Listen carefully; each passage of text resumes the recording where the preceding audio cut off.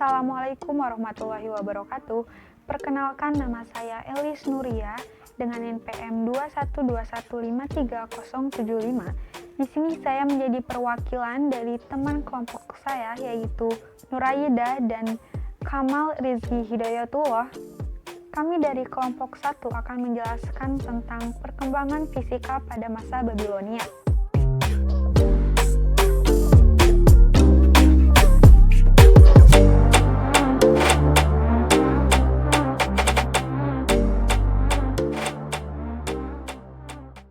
Di sini saya akan menjelaskan tentang poin pertama, yaitu ciri-ciri dari periode pertama pada masa Babilonia. Poin kedua yaitu menjelaskan tentang perbedaan Kasdim dan astronom Mesir, dan yang poin ketiga yaitu menjelaskan Raja Akkadia yang memberikan sumbangsi terhadap ilmu pengetahuan. Poin pertama yaitu menjelaskan tentang ciri-ciri pada periode pertama pada masa Babilonia. Pada masa Babilonia ini, periode pertama itu ditandai dengan adanya kegiatan astrologi. Kegiatan astrologi ini merupakan jenis kegiatan ramal-meramal terhadap bumi dan manusia berdasarkan pengamatan serta interpretasi dari benda-benda langit seperti bintang, matahari, bumi, dan planet-planet.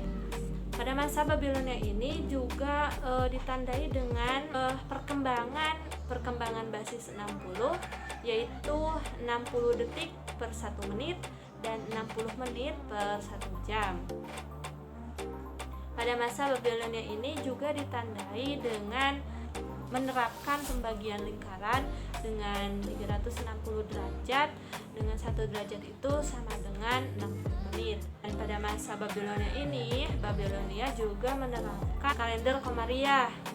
Kalender Komariah ini yang membagi 1 tahun bumi dengan 12 periode atau 12 bulan Komariah. Poin kedua yaitu membahas tentang perbedaan utama dari Kasdim dan astronom Mesir. Astronom Kasdim melakukan observasi dengan titik perhatian itu terfokus pada bulan. Nah, perbedaan utamanya itu terletak pada titik perhatiannya itu. Astronom Mesir itu titik perhatiannya lebih terfokus kepada matahari. Babilonia juga tidak bisa mengabaikan fakta tahun matahari yang terdiri dari 30 hari per 1 bulan, 12 bulan per tahun, atau 360 hari per tahun. Poin ketiga yaitu menyebutkan Raja Akkadia yang memberikan sumbangsi terhadap ilmu pengetahuan. Raja Akkadia yang memberikan sumbangsi terhadap ilmu pengetahuan yaitu Raja Sargon. Nah, Raja Sargon ini memberikan sumbangsi terhadap ilmu pengetahuan yaitu ilmu astrologi. Ilmu astrologi ini memiliki pengertian luas, yaitu merupakan pencarian makna langit yang dilakukan oleh manusia. Pencarian ini bertujuan untuk memahami keterkaitan benda-benda langit dan fenomena di langit terhadap sifat manusia, baik secara umum ataupun mendetail. Pengaruh penemuan pada masa Babilonia terhadap ilmu fisika.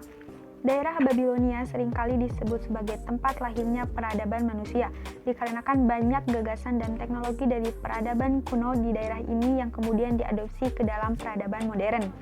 Perkembangan yang tercatat sejarah terkait dengan matematika, astronomi, serta satuan hari, bulan setiap melihat bulan baru. Kalender disesuaikan pula dengan musim, terutama dalam hubungan dengan pertanian. Kemudian pengamatan astronomi sudah dimulai. Astrologi juga ada sudah pada waktu itu. Orang Babilonia percaya bintang dapat mempengaruhi kejadian-kejadian yang menyangkut manusia.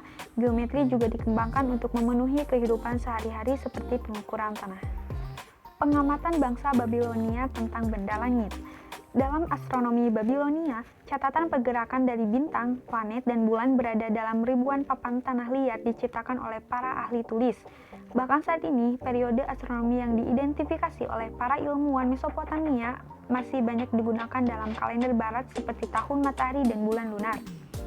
Mereka membagi 1 tahun menjadi 12 bulan dan setiap bulan dibagi menjadi 30 hari.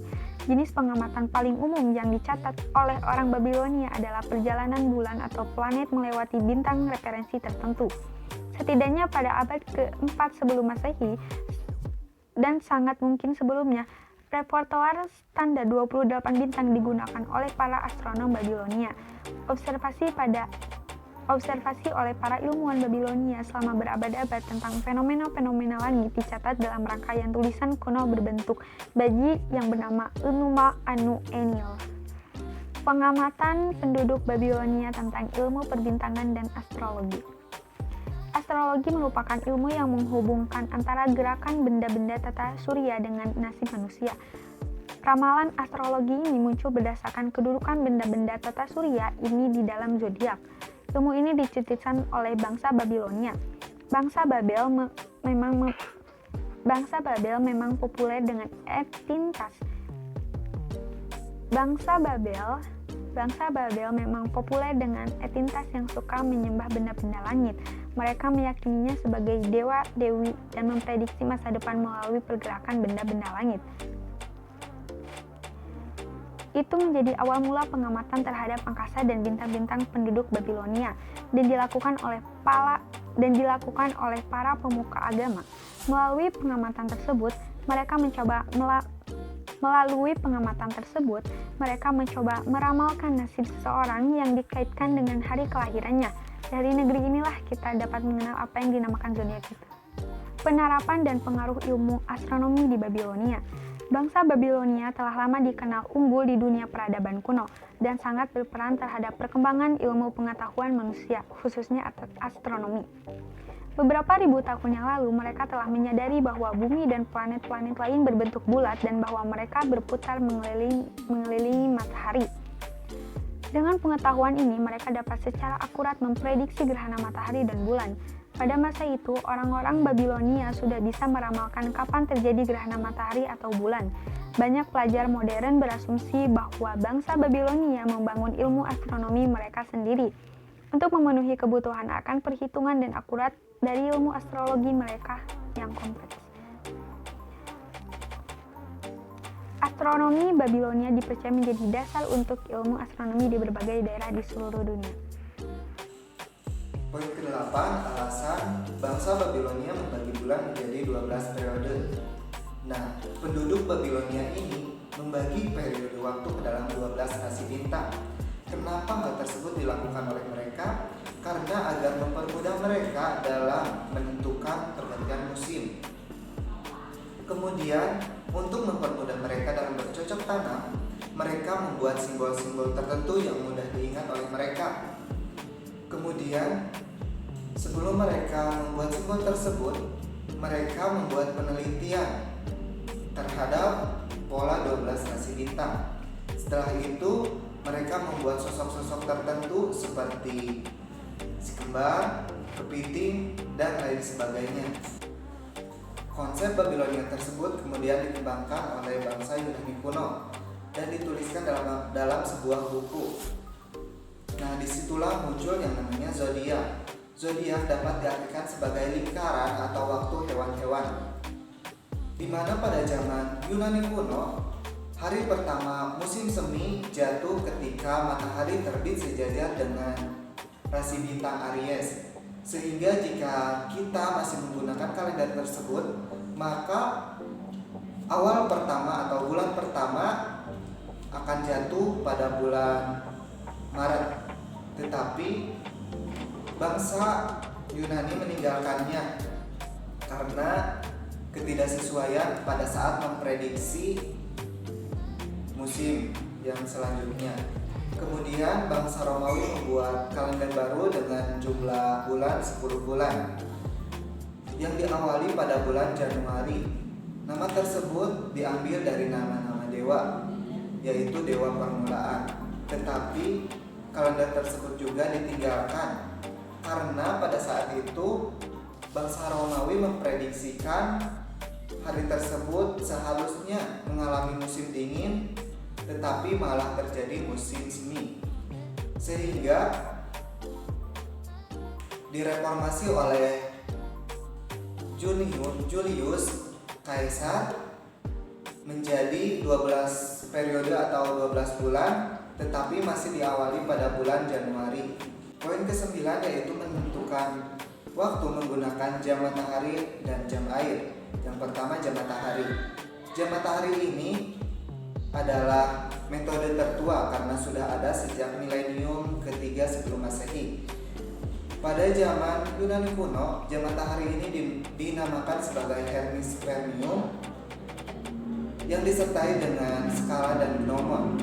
Apa sih gnomon? Gnomon adalah sebuah alat yang digunakan untuk mengukur waktu yang memanfaatkan sinar matahari, di mana alat tersebut biasanya terbuat dari batu, bentuknya seperti setengah mangkuk atau mangkuk yang terpotong yang disertai dengan gnomon dan ukiran-ukiran yang menunjukkan 12 jam dalam sehari. Jam matahari ini memiliki kekurangan, yaitu hanya bergantung pada cuaca dan sinar matahari, sehingga jika cuacanya buruk atau sinar matahari menghilang, maka jam tersebut tidak dapat digunakan. Yang kedua, menentukan waktu menggunakan jam air. Jam air ini berkembang di India dan Tiongkok. Jam air ini muncul karena adanya ilmu pneumatik atau tentang tekanan udara dan fenomena hidrolik.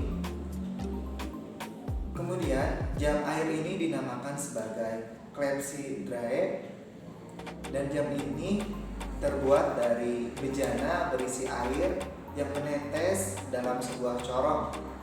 Kemudian, tetesan itu adalah alat yang menjadi pengukuran waktu. Pembagian siang dan malam alami membentuk dasar-dasar mengapa hari terbagi menjadi dua siklus. Awalnya hari terbagi menjadi dua siklus. Siklus pertama yaitu siklus yang bisa dilacak oleh matahari atau biasa disebut dengan siang. Yang kedua ada siklus yang bisa dilacak oleh bulan dan bintang-bintang, yaitu biasa disebut dengan malam. Nah, seiring perkembangan zaman dan kemajuan dan berkembang, sehingga kita menggunakan dua periode 12 jam, yang dimana pada malam hari atau tengah malam disebut dengan AM dan di siang hari disebut dengan PM. Jam itu dipakai sampai sekarang. Kemudian pada masa Mesir kuno, jam matahari digunakan pada siang hari dan jam air digunakan pada malam hari. Perhitungan mereka sederhana. Ketika matahari terbit sejajar dengan rasi bintang, itu dinamakan satu periode. Kemudian ketika matahari terbit sejajar dengan rasi bintang lainnya, maka periode tersebut telah berganti. Kemudian lokasi terbitnya matahari, hal itu terjadi secara konsisten dan berulang-ulang. Di dalam satu tahun mengalami 12 rasi. Sekian penjelasan dari kelompok kami mengenai perkembangan fisika pada masa Babilonia.